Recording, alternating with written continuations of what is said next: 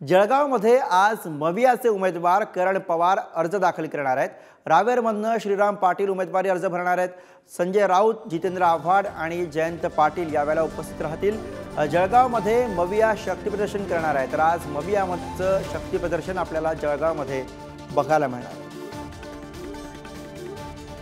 आणि याच विषयीचे अधिक अपडेट्स घेऊयात।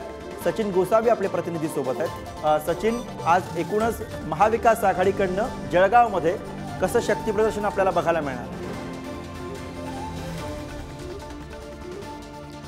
निश्चितच गुरु, आपण जर बघितलं तर महाविकास आघाडीचे जे दोन्ही उमेदवार आहेत, जळगाव लोकसभेतून करण पवार आणि रावेर लोकसभेतून श्रीराम पाटील हे आज उमेदवारी अर्ज दाखल करणार आहेत।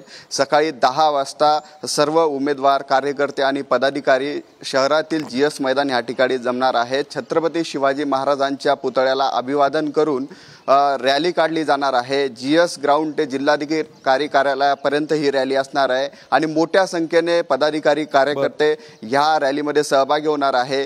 तर ठाकरेंच्या शिवसेनेचे नेते संजय राऊत असतील, जयंत पाटील आणि जितेंद्र आव्हाड हे देखील या रॅलीमध्ये सहभागी होणार आहेत।